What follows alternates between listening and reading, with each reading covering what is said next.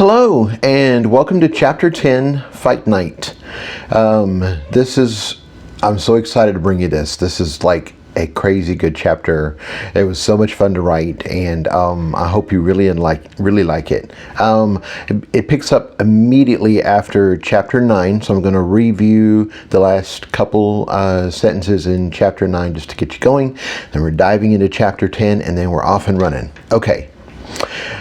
So, I can fight, I told him confidently.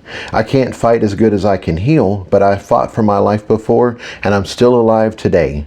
You told me what to expect and why, so I'm going to be prepared. Don't worry, I won't let you down. This was going to be an even bigger adventure than I thought. I hadn't fought since my battle with Big Ugly and his crew. I'd used my magic, so I knew it was stronger and much denser than before, but now it was time to challenge my physical side. I rolled my shoulders, then stepped into my pigeon stance. It felt familiar and easy. I summoned the smooth power of water and pigeon stepped forward and backward. Then I summoned the smoky power for my arms and shoulders. Lightning punch, lightning punch. Wow, that felt good. It felt like I hadn't paused my training at all. If anything, now my magic was denser, it felt faster. I stepped back into my regular stance and nodded at CL. I'm ready. Let's do this. Okay, so that was a review of Chapter 9. Now we're getting ready to hit Chapter 10. He looked surprised to see my movements, but he nodded back and gestured for me to precede him out of the bedroom. Bermuda interrupted our plans as he decided he was tired of napping and wanted to come too. So I pulled out my backpack and he quickly hopped inside. He liked it when we went out for a run and I did all the work. Once in the main room, I started to head towards the front door, but then I realized we were probably not headed out that way. We were headed through the fireplace. I was going to play Santa Claus. I'm afraid I'm going to have to carry you, CL said apologetically. The gateway will only allow myself and anything I'm holding to pass. He gestured at the fireplace. I started to state the obvious, that I could jump on his back and ride him all the way to his home. Then I realized that might be considered very offensive, like he was a regular horse or something. Sounds good, I said. How do you want to do this? I was half afraid he would do a fireman's carry and sling me over his shoulder. Instead, he put one arm around my back and one arm under my knees and picked me up like I was a small child. I wrapped my arms around his strong shoulders and held on. Bermuda was just chill. He was like, yeah, I get carried all the time, no biggie. I was surprised at just how strong CL was. I was also surprised at how high I was off the ground. He was taller than me, of course, but it didn't look that tall when I was just standing down there. A centaur llama wasn't as big as a horse, but they're still pretty big. I needed to keep that in mind for the upcoming ceremonial fight. I thought it might be this amazing magical moment when we stepped through the fireplace, but it just sort of happened and then it was over. We were now in a well-lit, narrow hallway with white walls and a forest green floor. We were the only ones there, and I could see it quickly joined with the major hallway with a light bit of traffic. CL set me down, and I was surprised to discover the green floor was firm but slightly giving. It reminded me of the flooring they use for runners. It had texture to give them extra traction, but it was also slightly spongy to prevent knee and hip injuries. I know you just ate a big meal, CL said. Are you okay to run for a bit? I think so, I said. Actually, I think moving around a bit will feel good after all that food. Let's just not go too fast, though. Very good, he said. Hold on to my tail, and I'll pull you along. There will be others in the hallway, so stay behind me, or you might get knocked over. We'll start out slow, and if you do well, I'll pick up the pace. That kicked the whole adventure thing up a notch. I used to read westerns, and they had mentioned that sometimes a horse would help a person travel a long distance, but it wasn't as a rider. The person would hang on to a stirrup or something like that and run behind the horse. I'd always thought that sounded neat, and now I was going to experience it firsthand. I got behind CL and grabbed a handful of his tail. He quickly directed me to grasp it towards the end as he didn't want to hit me with his hind legs. Once he thought I was in the right place, we set off.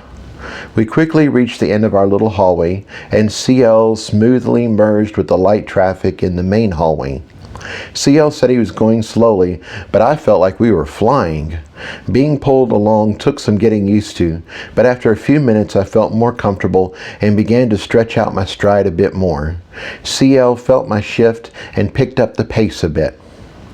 I could see why we were traveling the way we were. Everyone was running in those corridors. There were no flyers or floaters here, and there wasn't any walkers either. Everyone ran, and everyone ran quickly. I probably would have gotten trampled on my own, but since I was running behind CL, he cut a path for me. We weren't the only oddly shaped travelers either. Some of the centaurs pulled carts behind them or carried large bundles of goods. These corridors were used for working traffic, as evidenced by tool belts, backpacks, and uniforms of all kinds. Running like this was awesome. With CL pulling me along, my strides were huge, and I loved the feeling of the wind whistling by me. Bermuda loved it too. He stood up in the backpack, put his front paws on my shoulders, and pointed his nose into the wind. He looked like he was sticking his head out a car window, reveling on all the smells and the new sights. Our hallway merged into another larger hallway with even more traffic. It in turn merged again, and each time the number of centaur llamas increased. Finally, I could see the end of our current hallway, where it opened up into a space of some kind. I thought CL would speed up, but instead he slowed down and moved to the side. "I don't know who is on duty tonight," he called back over his shoulder. It seemed like he wanted to say more, but decided not to. That was probably wise, as this was not a good place to hold a private conversation. We slowed down even more as we reached the end of the hallway and stepped into the land of the centaur llamas. It was so different from the utilitarian hallways we had just exited that I gazed around in wonder. There wasn't a ceiling. Instead, it had a sky, with sun and clouds and birds and everything. The walls were covered with vines and flowers, and the space was impossibly huge. I saw the hallway we had just exited was just one of thousands, and the space stretched out in front of us. It was filled with vendor booths, selling everything from raw seafood and quick snacks to all the stuff you would find at Walmart. The flooring kept the same texture, but changed from a simple forest green to a unique mix of colors and patterns. Despite all the beauty in the floor, it still managed to convey clear paths and the direction the traffic should flow. I was so caught up in looking around that I almost didn't notice the guard that rapidly approached us. CL stopped and gave me an aggravated look before plastering a pleasant smile on his face and turning back towards the guard. I guess he knew this centaur, and it wasn't one he was hoping to meet. As for the guard himself, he looked like he'd been lifted right out of Xena Warrior Princess. He had a spear, a shield, and a leather vest. It gave him some protection, but it really just served to show off his powerful arms. He had a square jaw, a flat nose, and his eyes said he had the authority and he liked to use it. He ran up to us and stopped in the nick of time before he ran us over. Even though he was in our personal space, he stood there, looking down at us and flexing slightly before rattling off a demand in what I assumed was his native language. CL didn't budge in the slightest, and he didn't give any indication that he was having anything other than a pleasant conversation. His response was cordial and polite, but not subservient in the least. The guard raised his voice slightly and demanded something again. CL replied back like they were just having afternoon tea. This continued for several exchanges. The guard got louder and louder, and we started attracting a lot of attention. I didn't have any idea what they were saying, but lots of centaur llamas were now looking at me, and I became very aware that I was the only human present. I stood at ease, with my arms clasped behind me, trying to project an aura of calm. "Look away, people. There's nothing to see here. This is just another Tuesday, and I'm not nervous at all." Then I realized that wasn't going to work, as I had the world's cutest kitten looking over my shoulder. Kitten plus human plus loud guard equaled something interesting, and they had to check it out. Things between the guard and CL escalated, and I thought the guard might actually hit him when Wonder Woman arrived on the scene. Okay, it wasn't the real Wonder Woman. It was a smartly dressed centaur llama with a big badge, but she looked a lot like Gal Gadot, who played Wonder Woman in the movies. Her hair was braided on top and fell loosely behind her. Her outfit was similar to the guards, but he looked like a barbarian in contrast. Her leather armor looked slick and modern somehow, and her badge of authority was much larger than his. She was downright beautiful, and if I'd have been a straight man, I'd have fantasized about motorboating her perky breasts. Since I was gay, though, I just wanted to draw her. Maybe on a hilltop in Ireland, carpeted with purple heather, set against a rising sun as it blushes against the newborn sky. She'd have a powerful spear and look off into infinity with thoughtful purpose as the wind played with her dark hair. Now, if only I could just draw.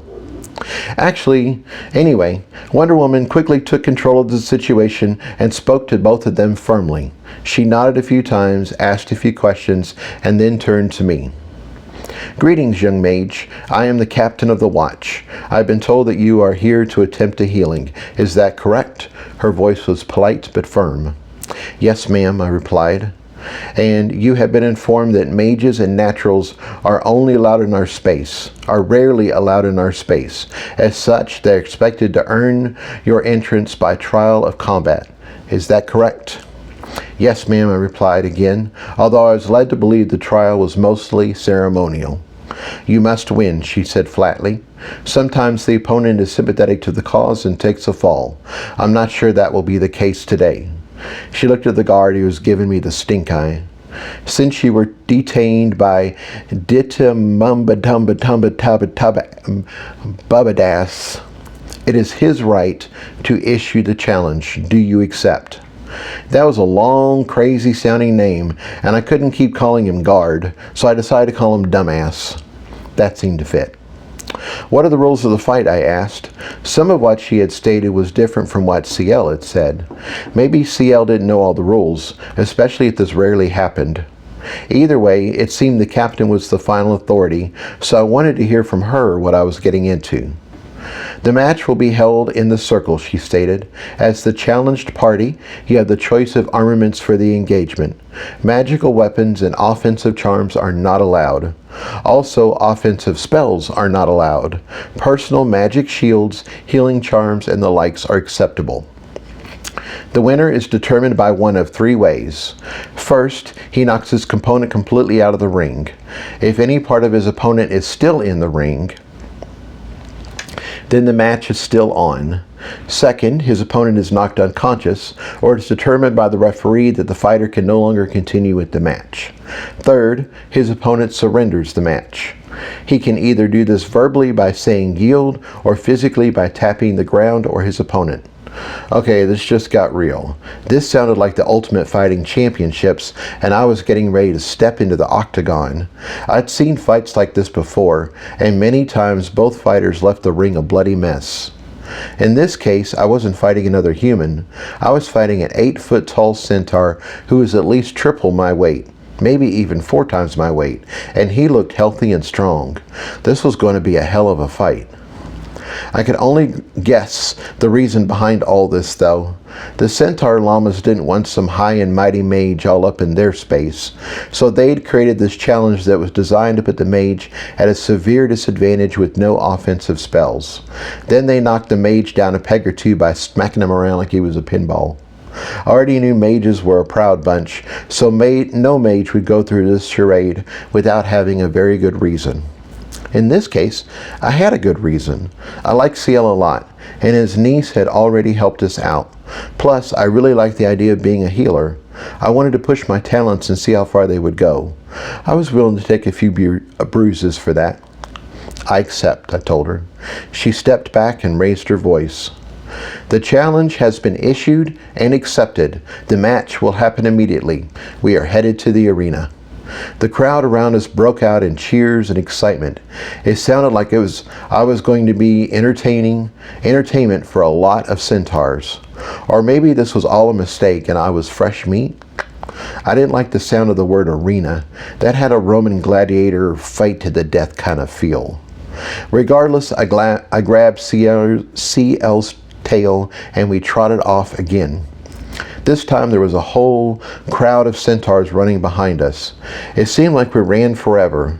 This place was so massive, and then I saw the arena in front of us. It was a half circle with risers and booths extending at least 8 stories in the air. The actual fighting circle started around the first story, and it was raised slightly from the base too.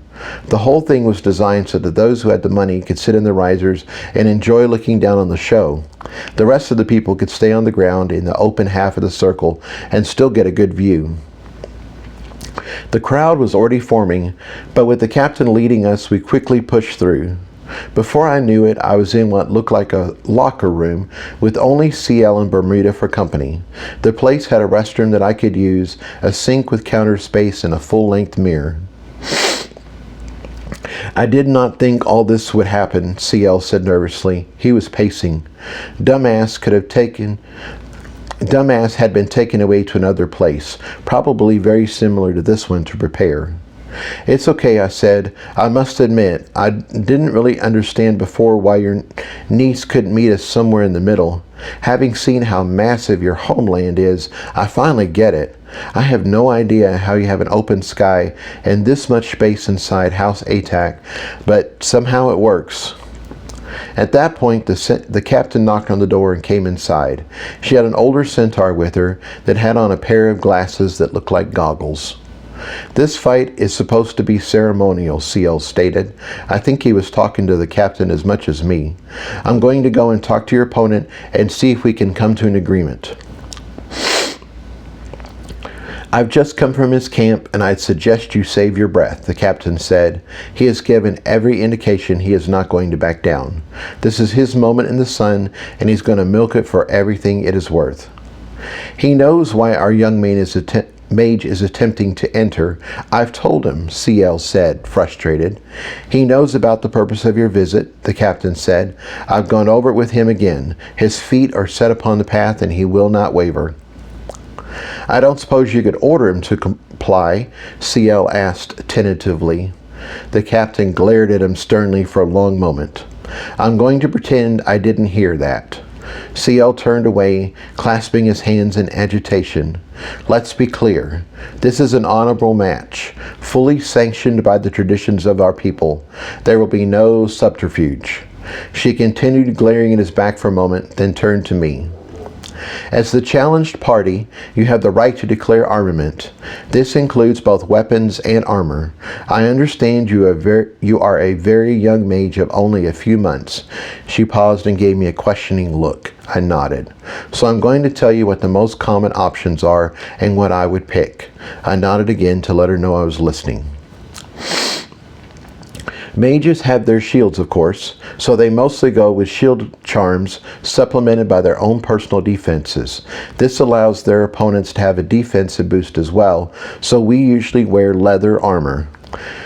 Your opponent has his uniform vest, which you have seen, but he will probably upgrade to his full body leather. I already knew what I was going to pick, so I raised my hand and she paused. "We will fight without any armor," I said. "No magic armor for me, and no armor of any kind for him. That includes those arm bracers I saw on him." "You're gonna fight naked?" She looked at me like I was crazy. "I didn't say I was gonna be naked," I protested. "I'd like to have some clothes on. He's welcome to wear clothes too if he wants. It just can't be protective clothing. I can't use shield charms, so I can't have protection. I can't use shield charms, so if I can't have protection, then he shouldn't have protection either." She paused for a moment, considering. "Naked is just a military term for no armor, but in your case, I think you should actually go in and fight naked. I'd also suggest you apply grease to your body.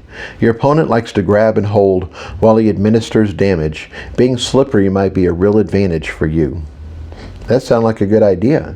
It seemed like my clothes never held together during a battle anyway. Might as well start the match without them. "Now you've selected armor, you need to decide on your choice of weapon. I would suggest a weapon with reach, like a staff. He has quite a bit of height on you, so hopefully you can keep your distance and get in a lucky shot to his head." I raised my hand again. "No weapon, physical attacks only." I knew how to punch very well. I needed to limit him to do the same. I'm sure Tyler knew how to fight very well with the staff, but he hadn't shown me how to do that yet. Until then, I'd go with what I knew. The captain, of course, looked at me like I had a hole in the head. You can't be serious, I gave her a stubborn look. Your opponent is much bigger and stronger than you. There's no way you can beat him in a regular fight. You must choose a weapon, any weapon. I know how to punch and I know how to move, I said simply, leaving it at that. No sense in telling her more, as she might just relay that on the dumbass. He is going to see this as being very disrespectful, the captain warned. With no armor and no weapons, it will look like you don't consider him a threat. He will attempt to punish you to show you should have taken him seriously. I don't care how he takes it, I said firmly. In battle, you limit your opponent and you go with your strengths. I have no weapons training, and I'm very sure he does, so any weapon I pick will give him the advantage. My final choice is naked armor and no weapons. She took a deep breath, giving me a long, slow look. I'd almost forgotten about the older centaur with her, but he was making notes in the air. It looked just like when mages were doing something with their bank stamps. I looked at his goggles again and realized they probably gave him access to the bank. Centaur llamas didn't have access to their magic, but they would need another way to interface with the system. I see why you have come to your decisions, but it puts you in a situation where you cannot win, she said slowly.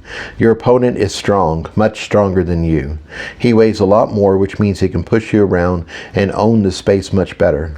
He is a guard, so he's trained every day of his adult life. You are a mage who's dependent on magic for survival and success. You're also a young mage, so your power will be almost non-existent. There's no way to win this unless your opponent lets you. Then I will have to hope he lets me win, I said grimly. I'm here for the right reasons. I'm here to try to make a huge difference in someone's life. I will not back down. This is going too far, CL interjected. Young master, I never intended for you to get hurt. We will find another way. He turned to the captain. We surrender the match. No, we do not, I said. I hated being pressured like this. It brought out my stubborn side. I refused to give up when Isabella kicked me. I refused to give up when I had been pinned to the ground with a sword. I refused to give up when I had been covered with magic acid, and I refused to give up now. I couldn't use spells, but I could use the magic in my body. I could punch very well. Sparkles, my sand training dummy, could attest to that. I could block, I could pigeon step, which allowed me to dodge and angle my attacks. I'd fought multiple opponents in the arena on the beach. I was not helpless, and if my opponent underestimated me, then I'd take that advantage too. Very well, the match will move forward, the captain said. If you want to make yourself slick, there is a suitable product in the supply cabinet. She gestured towards the sink. I must take care of a few things, so I will leave you to it. Beta muna mister will take care of you from here. She left, and the older centaur with the goggle glasses stepped forward. Greetings, young master. He bowed. I had many questions when I first stepped in here, but you have clarified much with your current conversation. My role in these proceedings is to act as the purse master. He paused and blinked at me like I should know what that was. I just looked at him in confusion, so he continued smoothly. It is customary for both contestants to put up a suitable amount of currency that is awarded to the winner of the match.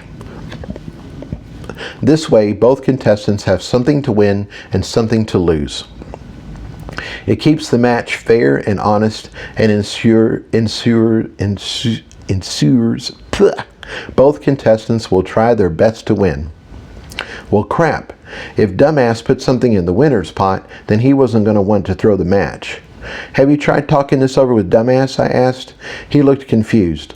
With my opponent, I clarified. Oh yes, he has put up the sum of 5 pearls. CL gasped.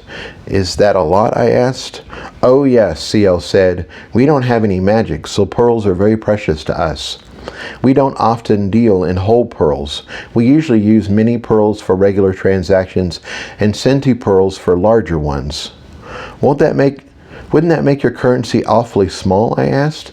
In the metric system, milli is 1,000th of something. I've seen a pearl, so 1,000th of a pearl would be very tiny. Oh, we don't carry around actual pearls, Goggles interjected. We have a chit that takes care of that for us. He pulled out a coin that was about the size of an American $50. He tapped the edge and a series of numbers scrolled across the surface. When you want to pay for something, you just declare the amount and tap the chits together. Well, what do you know? It looks like they already had a coin-based debit cards. In some ways, it was even better than debit cards, as it could both send and receive money. No ATM required. Anyway, back to the purse. Your opponent has put in 5 pearls. You need to match his contribution if you can. You can also increase the contribution, and it will then be up to him to make the difference. I think you have all this backwards, I told Goggles. I don't want a big purse. I need him to throw the match. In order to do that, I need a small purse. If he puts up a bunch of money, then he's going to want to win no matter what. That train has already left the station, Goggles said sadly. He's already put a lot of value into the purse. That shows he's not going to throw the match, no matter the reason for his mission. Now, what are you going to contribute to the purse? I'm not contributing anything, I said flatly. I didn't want this match in the first place. I have no real desire to fight him, so I'm not contributing to the purse. Besides, I don't have any pearls. I didn't even know what they were before I came here. I know they are made of magic, but I don't know how to make them. Even if I did, I'm a spark, and I doubt I have enough magic to even make one. This seemed like a good time to undersell my abilities a bit. It was true I didn't know how to make a purse, but I had a lot more power than a normal spark. He didn't need to know that, though. If you don't match his contributions, then you forfeit the match, Goggles said. I glared at him and he stood firm. I needed to warm up and get ready for the fight, not argue with this guy. I had nothing of value with me. I had some American money back in the room, but it wasn't accepted in this realm. Other than that, I had nothing. Or did I? What about Morphus points? I asked. You have Morphus points? Goggles queried. You can't make pearls, and yet you have house points? He seemed incredulous. I was given some before coming here, I lied smoothly. Now, can I use them? Are they worth something? Oh, they are most certainly worth something, Goggles said. Let's see. He gestured in the air for a moment. The conversion ratio is 20 to 1. 20 Morphus points are worth 1 pearl? I asked in surprise. He nodded.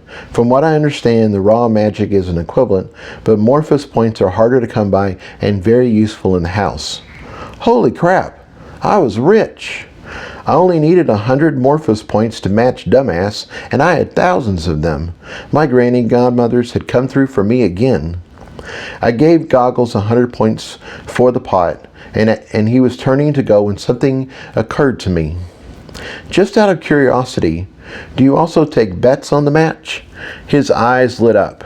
Young mage, that is my primary function. Taking care of the purse is just a necessary evil. My real joy is making sure that every being has a personal stake in this event. After all, watching a match without a bet is like eating a meal without salt. It's bland and tasteless, yes? Now this was making more sense. I'm sure a guard fighting a mage was the entertainment of the week, maybe even the month. I'm sure that thousands and thousands of pearls were being wagered right now. Goggles wasn't just here to collect for the purse. He was listening to everything and sizing me up for the house odds. He wasn't just making notes for himself earlier. He was probably posting information on a public board to drive interest for the match. Well, two could play that game. I'm curious, I said lightly. What are the odds on me right now? Currently they are 26 to 1, he said promptly. The odds should be lower, as you are a mage after all, but you are very young, so that drives that up. The fact that you are part of House Louisville, who is at war, should have more users betting on you. But once the news of your armament choices hit the market, that should change. Ah, there it is, he said. The odds are adjusting. 32 to 1. 37 to 1. He waited a moment. 48 to 1. That sounds about right, where it should be. So am I allowed to bet on my own match, I asked. Of course, young master, of course. He seemed thrilled by the prospect. A side bet would show faith in your position and stimulate the market even more. Now, how much would you like to wager? I'd like to wager 5,000 Morphous points, I said. Both CL and Goggles stared at me. Then Goggles got to work. Since I didn't have a chit or even a bank account, I ran everything through CL. A few minutes later, it was done. If I had lost, I'd be down 5,000 Morphous points. That was a lot, but it wasn't the end of the world for me. On the other hand, if I won, I'd have 12,000 pearls. Hot damn. Goggles was right. Now there was so much on the line, I really wanted to win. The Grand Matron had said there was a fair here as well. I wondered how much stuff 12,000 pearls would get me. I'd love to go back with some gifts for Tyler, John, and Annabeth. Of course, the odds would keep changing, and I'd placed a big bet, so I probably wouldn't net that much, but even half that would be a lot of magical money. Maybe they would have those t-shirts that says, "My housemates went to the gathering and all I got was this lousy t-shirt." That would be too funny. Once he was finished, the bookie left and I stripped out of my clothes. CL was still feeling guilty for getting me into this and wanted to talk about it, but I wasn't sure how soon the match would start and I wanted to be ready. So we settled on him telling me over and over that I didn't have to do this, that I could still back out, as we both worked on coating my body with grease. I thought it would be dark and nasty like putting on motor oil, but it was much closer to putting on a high-quality lotion. The grease smelled nice like summer flowers and even had tons of sparkles in it. I'm pretty sure it was supposed to just be a highlighting type of gel, like the black streaks football players put under their eyes, rather than all-over application. Still, it worked, and when we were done, I was slippery as an elf and shimmery like a rainbow. I caught a glimpse of myself in the mirror, and I looked like a real live Sparkle Girls doll. I didn't mind though. I didn't feel as naked and all that glitter just showed off my gay side. I wanted to break out in some Lady Gaga Edge of Glory, but instead I settled for flashing a few jazz hands. Nobody had come to get us yet, so I had time to practice for a few minutes and get warmed up. My fight with Big Ugly and his gang had been about a week ago, and because I'd severely strained my muscles, my joints, and my magic in the battle, I'd taken it easy ever since. Sometimes the best training is allowing for recovery time. T and his grove had done 2 rounds of healing, and now I felt good. I felt really good. I needed to get back in the flow though, so I settled into my pigeon stance and summoned my energy. I filled my lower half with smooth, heavy energy like water, and then I started flowing backward and forward in the room. In the pigeon stance, both feet are pointed inward, and this allows for angled stepping. This was the true power of the stance. It allowed me to both dodge and attack away from my opponent's center line. Moving this way was more an art than science, and it required a certain mental space to get it right. My opponent was much more powerful than I was. If he caught me with a solid attack, the match would be over. On the other hand, I wasn't powerful enough to take him out quickly, so I needed to layer my offense and wear him down over time. As Muhammad Ali, the world heavyweight boxing champion from Louisville, had said, "Dance like a butterfly, sting like a bee." As I moved, I settled into the rhythm, the flow. It felt good. My base energy felt fluid and yet grounded. It was like I was skating on ice, yet sticking to the ground when I needed to. Next, I filled my upper body with smoky energy and layered on blocking techniques. After all, how does one hit the wind? Smoke does not fear an attack. It laughs at power. It swirls around opponents' intentions and smothers their aggression. Once I felt confident in my defense, I summoned the lightning and added my punching. Up and down the locker room I flowed. Dodging, blocking, striking, imaginary opponents attacked and fell by the score as I mentally and magically settled into my battle space. In the middle of it all, I reached out to Penny. We used an abundance of magic to augment my attack last time. I don't want to blow out my aura again, but let's try upping my base power for this event. Certainly, she replied confidently. I could see her in my mental space, and she still had her on her Athena battle outfit. Magic flowed into my system, and I smoothly incorporated it into my flow. My new matrix easily absorbed the extra power, and for a few minutes I didn't feel any different. Then I started feeling like I'd had my morning coffee. Maybe a few cups of morning coffee. Then I started feeling like I'd had an afternoon espresso. Slow down a bit, I said.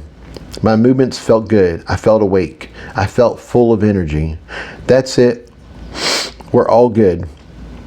I didn't want too much energy or I'd lose my flow. Thank you so much, Penny, I told her. Then on impulse I added, I love you. Penny had been with me from the beginning of this journey. She'd gathered my magic in that training circle from what seemed forever ago. She was always so supportive and helpful, and I just couldn't imagine being a mage without her. I knew other supernaturals would probably say she was just a charm, and in the real world she was made up of copper and zinc. But she was my friend, and I loved her as a friend. I felt a flash of surprise from her, followed by a feeling of melting down in a furnace. As a metal, I was feeling toasty warm, very liquid, and I was excited about what I was going to be next. For a non-biological creature, I counted that as, I love you too. Thinking of Penny made me think of Eggy. I was surprised to find I still had a connection to him. Even though I was in a realm and he was sitting at a window on Earth, I could still feel him. I strengthened our connection and sent him a flurry of images updating him on the situation in a few seconds. Any suggestions, I asked? He sent me images of when he was a sword defending his master. He sent all the times when he blocked a blow that would have ended the fight. I got the idea. Defense was supreme, stay alive, stay mobile, stay in the fight. Then he sent me images where one thrust of his blade had ended the battle. It was fascinating because he wasn't just setting the event, he was setting the intention behind the event. When I attacked, I needed to attack hard. These weren't earth-shattering revelations, but it was good to be reminded of my priorities. Anything else, I asked? I will sit and think on this, he said solemnly, and I had to laugh. Sitting and thinking was classic Eggy. Thank you, I said. I love you, and I'm very glad you are part of my family. I got a flash of surprise from him. Then he and Penny started buzzing back and forth in their stone talk. They were probably thinking this was a new fleshy thing and trying to figure out what it meant. I just smiled. I would give him another thing to sit and think about. I realized I had one more magical connection, Bermuda. That made sense as he was full of my magic. In a very real way, he was as much my charm as Penny was. When I'd been punched in the face by Golem, he'd been kicked by Isabel and had suffered several broken bones. I'd stuffed him full of my magic, and he'd inspired me to make my first matrix. We'd healed together, played together, and fought enemies together. I was always interacting with him in a real-world way, but now as in the space of connection, I thought I'd ask him, "You know what's going on. Any advice?" I got back images of the full moon shining on an alley. Cats lined the rooftops and perched on the trash. My enemy was in front of me. I did not hate him. I did not fear him. He was my enemy. That was enough. I would destroy him. There was no mercy. There was no revenge. This was not about looking good or a lofty version of respect. There were other cats here, but they would just bear witness to the battle tonight. I put them out of my mind. I put everything out of my mind except the joy of battle. Tonight was mine. I hissed and pounced. I snapped back to myself. Wow, that had been intense. Bermuda was my little black and white bundle of furry love, but at some point in his past lives, he had been quite the fighter. I let his mindset sink into me. It was a powerful perspective. I could use it. There was a knock on the door and a centaur stepped inside. "Are you ready?" he asked.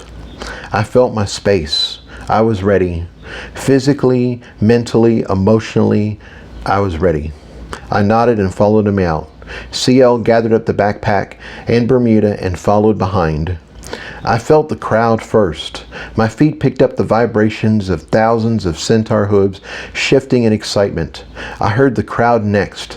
There was a rumble of excitement, a spark of electricity in the air. We came to a tunnel and walked almost all the way to the end before the centaur motioned for me to stop. Right outside the exit, I could see a smooth ramp leading up to the circle. I was so close, and yet I felt calm. The entire circle was raised above the platform. That made it easier to see the contestants, but it also made it very clear when someone was knocked out of the ring, as they would fall at least 10 feet. I heard the announcer start to warm up the crowd. It wasn't in English, but I could guess what he was saying. Today, we have a mage that has come to us. A mage that wants to enter our homes, walk our halls, sit at our table, eat our food. You know what we told him? The crowd paused. You have to earn it, the crowd roared. You have to earn the right. You have to earn it against the best. He is your guard. He is your defender. Here he comes now. Let's give him the welcome he deserves. The crowd went wild. They stamped their feet and bellowed out warbling cries. Dumbass ran out and ran around the circle and took a victory lap. He waved his arms at the crowd to scream even louder, and they did. I don't know if he was genuinely popular or if it was just the emotions of the moment, but the crowd seemed to like him. CL shifted nervously behind me. This was far removed from his simple life of cleaning rooms. He wanted to create a better life for his niece, his only family, but I'm sure he'd never expected all this to happen. As young as I was, I might have seen more fighting than he had. Finally, Dumbass calmed down and went to his side of the ring. The announcer began to introduce me, and his tone changed. If the guard was their champion, I was the worthy supplicant at the gate. And now we turn to his opponent. The mage is not here for his own glory. No, he is here as a healer. He is here to help one of our own. He's already helped one of our tribe, an older centaur llama who has done him good service. Out of the kindness of his heart and the strength of his talent, he has turned back the hands of time, and now that centaur is healthy. Nay, more than healthy. He is back in the prime of his life. The crowd gasped and muttered in disbelief. Now he is here to try something greater. He is here to try to heal one of us who cannot travel to him. Maybe this mage has a big heart. Maybe he does this because he is so young, only a few months old. Again the crowd gasped. A rumble of sympathy and support was growing. Regardless of why, he is worthy of your support. He is a mage, but the best kind of mage. Please welcome to the circle, Jason Cole. I stepped forward into the light, and the crowd went wild. I stopped. This was my moment after all, and looked around me. The stands were filled to overflowing, and the open half of the arena was packed with centaurs as far as I could see. The roar of the crowd was palpable. It shook the arena, and it shook me. I felt like one of those early rock stars, like Queen, who performed to huge crowds that seemed to stretch as far as the eye could see, crowds that would be illegal with today's safety laws. I should have felt overwhelmed, but I wasn't. They were all just witnesses. Witnesses on the ground, witnesses in the stands, witnesses in the highest booths. They were here to watch and bear testimony to the battle with my enemy. Still in the mindset that Bermuda had given me, I walked forward calmly and gracefully into the circle. Then I turned to the stands and I gave a bow. It wasn't a deep bow, as I didn't really want my bare ass in the air, but I held it for a moment, showing respect. I was in their space. I was abiding by their rules. They had survived as a people, and they'd already shown me much kindness. I wanted to honor that. The stands went wild. I then turned to the hosts of centaurs on the ground and bowed again. They went crazy too. They stamped and cheered and roared out their warbling cries. Then I turned to my opponent and just looked at him calmly. He was shuffling his feet and rolling his shoulders, staying loose and limber. He looked uncertain for a moment. My calm demeanor threw him, but then all his bluster and confidence came back. The referee stepped into the circle with little fanfare. I had hoped it might have been the captain, but that probably would have looked like favoritism. I've never seen the centaur before, but he was big enough to step in and end the fight if he needed to. He also looked older, so hopefully had a lot of experience in this sort of thing. He motioned both of us to come to the center. When we did, the difference between us was clear for everyone to see. I was 5 foot, 10 inches tall. Dumbass towered over me at 8 feet.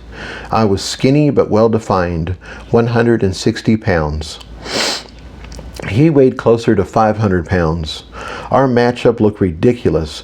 No wonder the odds were so badly against me.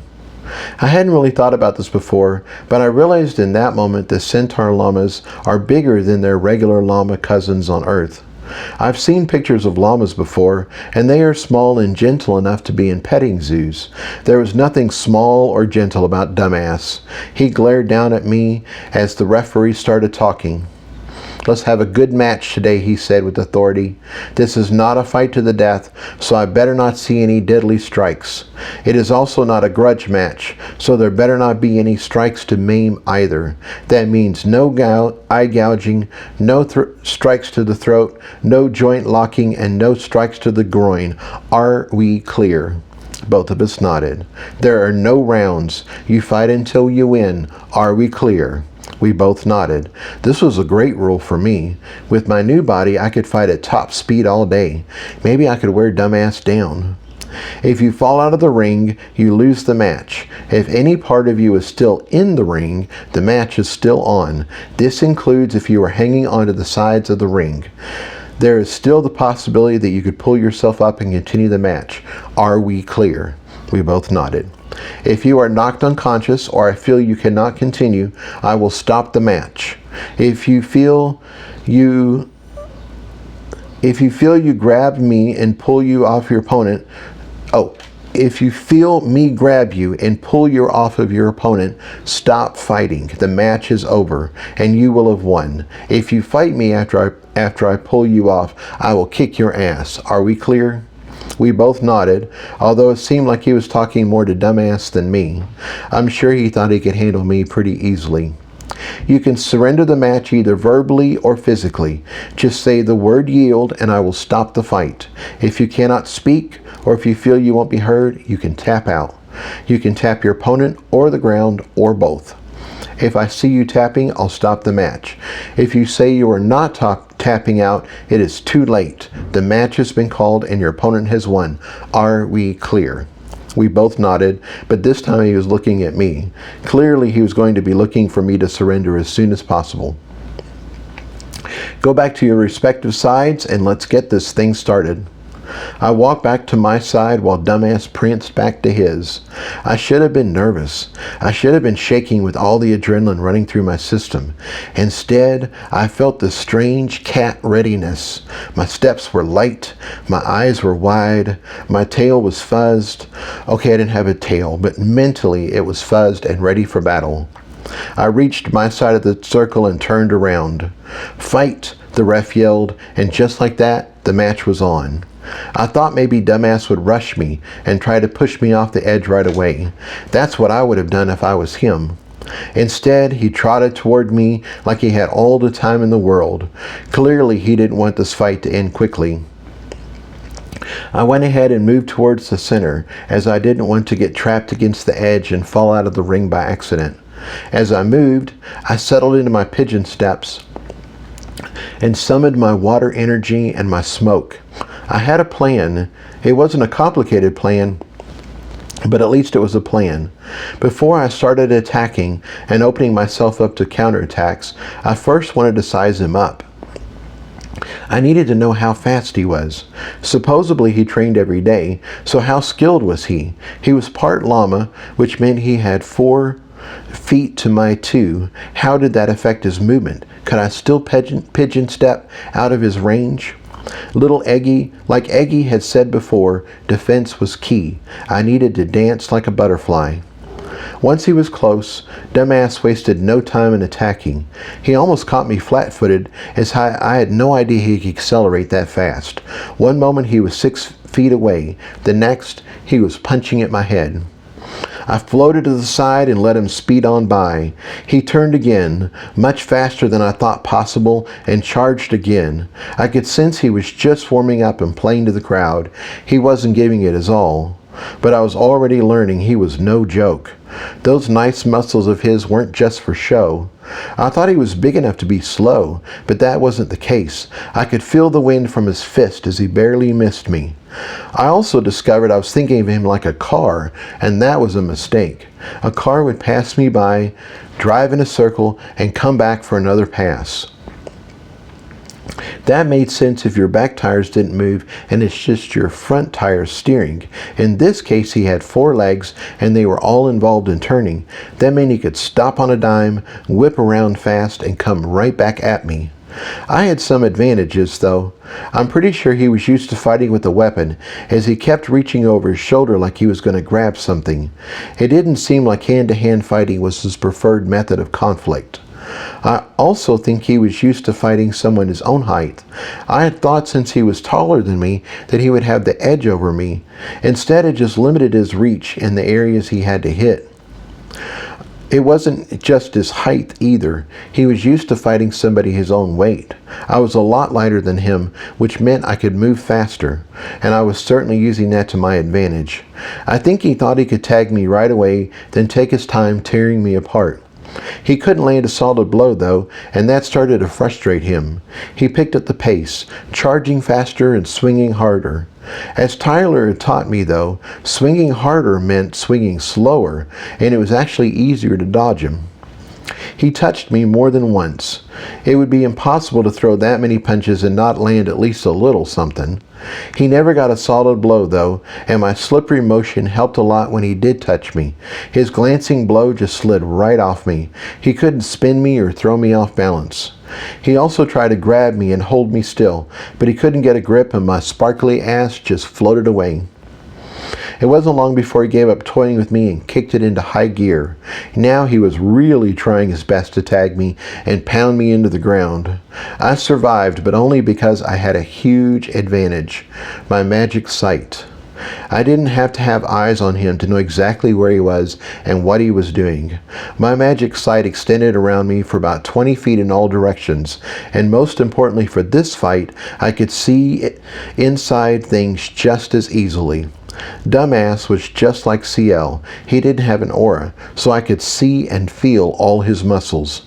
I didn't have to wait for him to actually move to see where he was going. I could see it in his muscles as they bunched and stretched.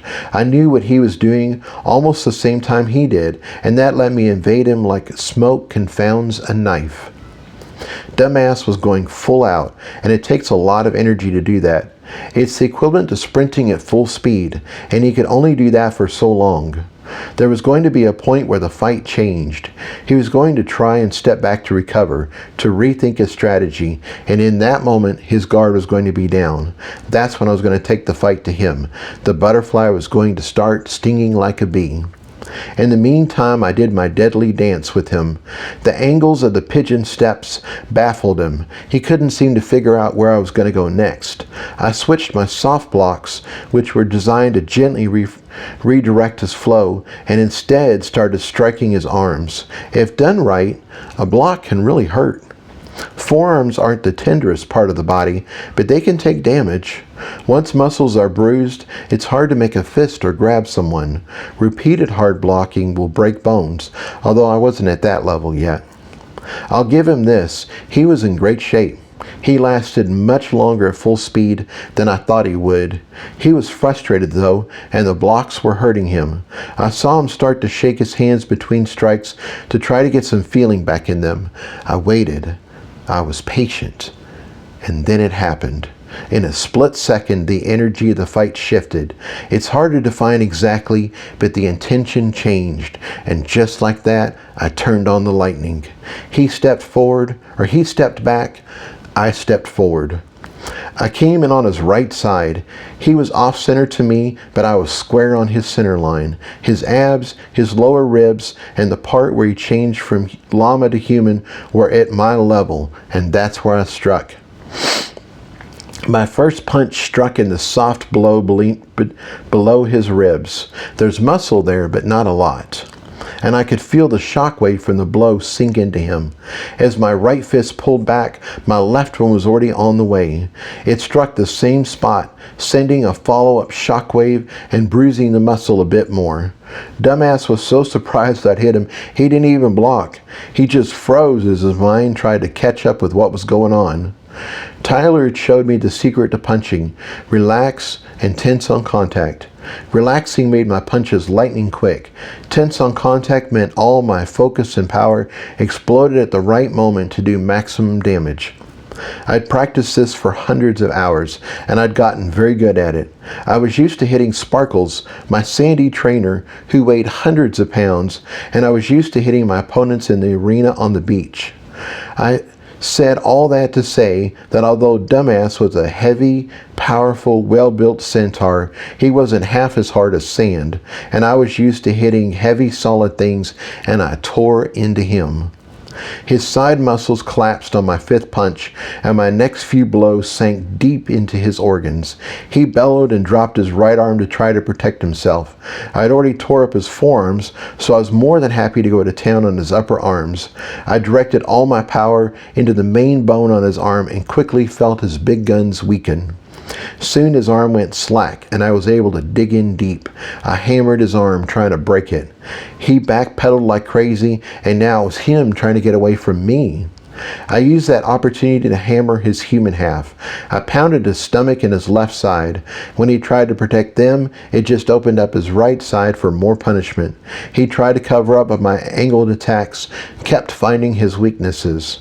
I attacked his arms as much as his body, and soon they were both wrecked. He could no longer punch or block effectively, and I got some excellent shots in on his solar plexus. His human half seized up, and he couldn't breathe. I switched back to his right side, and this time I went for his ribs. Nothing was protecting them, and his lower ribs were at a perfect height. Lightning punch, snap. Lightning punch, snap. And just like that, he was fighting with two broken ribs. He twisted to try and protect himself, and I just switched to his left side. Snap, snap, snap. His left side was now wrecked. He wasn't going to come back from this. I paused my attack to see if he was going to surrender. I didn't want to keep hitting him if he just needed a moment to realize how bad he was and call for the yield. Instead of calling the fight, he took the opportunity to turn and run. Damn! I didn't want to lose any momentum in the fight, so I gave chase. That was a huge mistake. He got in his first solid hit of the fight. His back leg kicked out to the side, something that was totally unexpected, something I didn't even think was possible, and his foot slammed into my upper right thigh. Immediately I knew I was in trouble. For a moment I thought he'd broken my leg, but it held my weight as I staggered away. I felt like I'd just been burned. It hurt so bad. It was an intense, searing pain that made me just want to roll around on the ground and cry.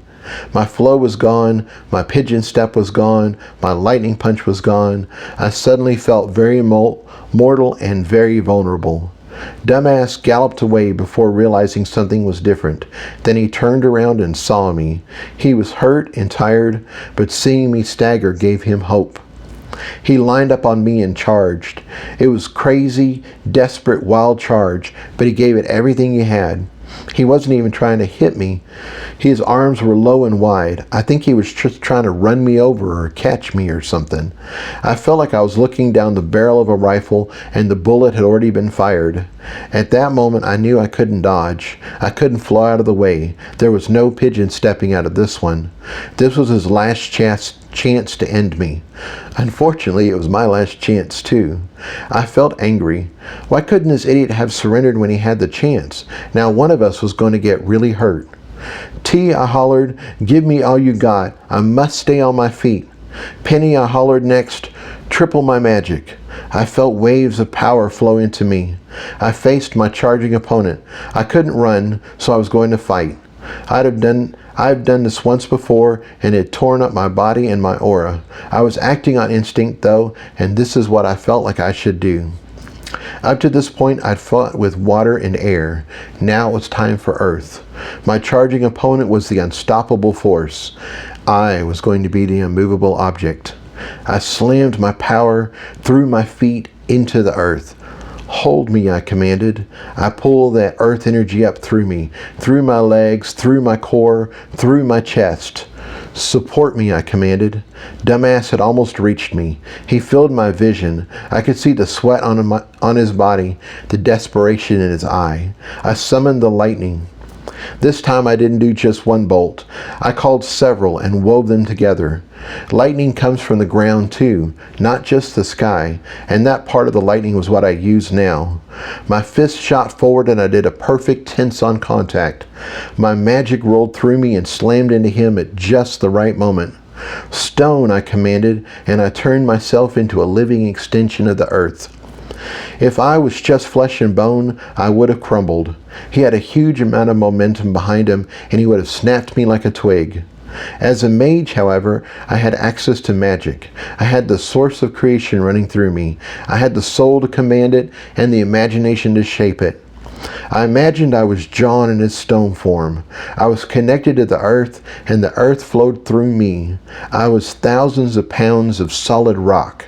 I had been here for hundreds of years, and I'd be here for hundreds of years more.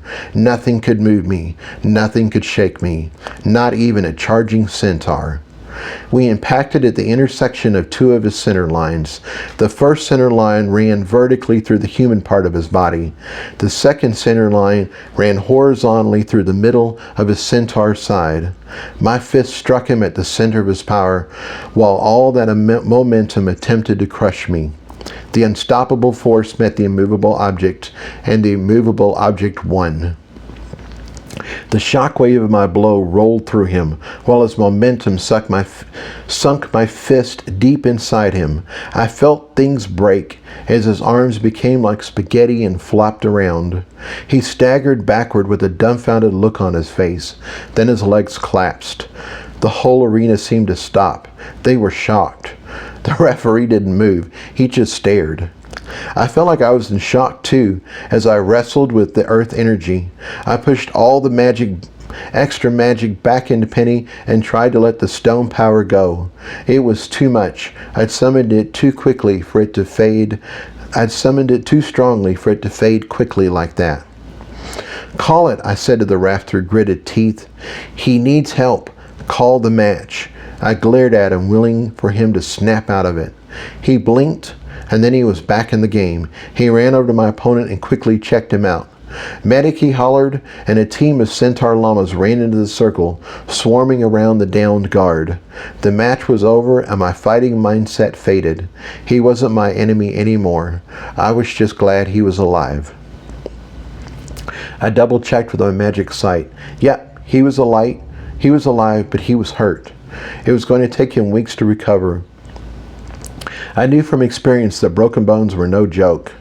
I didn't hate him. I didn't even dislike him anymore. I just wanted him to be okay. I closed my eyes and mentally broke my stone down into smaller rocks. Then I broke the rocks down into sand. Then I let the sand flow out of me, back into the earth. I felt a hand on my wrist and I opened my eyes. The referee raised my arm in the air in the classic boxing victory pose. "Winner," he roared, and the crowd went wild. I think he would have liked to have paraded me around the circle, but I just nodded to him and took my arm back. I felt sick from holding too much magic, and my leg was on fire. I wasn't here for the glory. I just wanted to get back to the locker room and get back in my clothes. I wanted to hug Bermuda, then I wanted to heal CL's niece. It had been a long day, and it wasn't over yet. And this ends chapter 10. Thank you.